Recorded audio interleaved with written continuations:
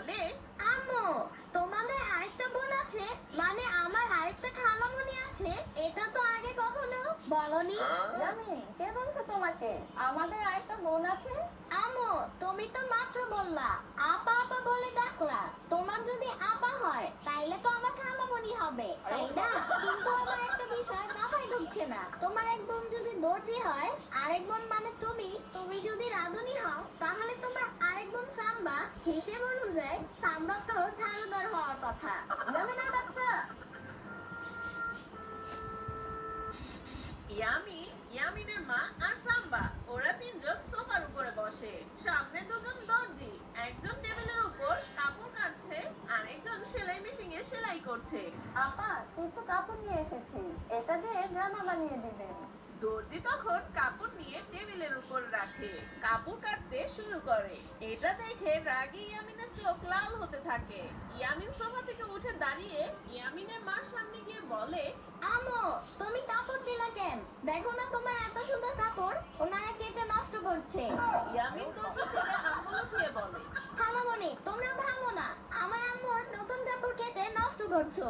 ইয়ামিন তার মার দিকে তাকিয়ে বলে, আম্মু চলো, এখানে তোমার জামা বানাতে হবে না, আমরা অন্য কোথাও যাই। এত সুন্দর কাপড় কেটে নষ্ট করছে, তারপরে তুমি এখানে জামা বানাবা? ইয়ামিন, কাপড় না কাটলে জামা বানাবে কি করে? তাই তো ওনারা কাপড় কাটছে। জামা বানাতে হলে আগে কাপড় কেটে তারপর সেটা সেলাই করে পরতে হয়। আম্মু, তাই বলে তোমার এই নতুন কাপড় কেটে জামা বানাতে হবে কেন? বাসায় গিয়ে আমি আম্মুকে সব বলে দিব। সাম্বার কাপড় নেই, সাম্বার কাপড় দাও। সাম্বার কাপড় কেটে জামা বানা, তোমার নতুন কাপড় আমি কাটতে দিব না। তখন দর্জি ইয়ামিনের সামনে এসে বলে, ইয়ামিন বাবু সোনা, একটা জামা বানাতে হলে প্রথমে কাপড় কিনতে হয়, মাপ অনুযায়ী কাপড় কাটতে হয়, তারপর সেটা সেলাই করে জামা রেডি করতে হয়। এখন কি পুরো বিষয়টা বুঝতে পেরেছো?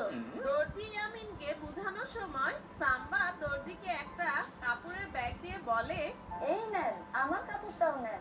আপনার মাপের জামা আনছেন? মাপের জামা আনতে ভুলে গেছি। সাম্বার কথা শুনে ইয়ামিন দর্জিকে বলে, দর্জি খালামণি, সাম্বা যেহেতু মাপের জামা আনতে ভুইলা গেছে, আপনি আমার মাপ নিয়ে সাম্বার জামা বানাইবেন।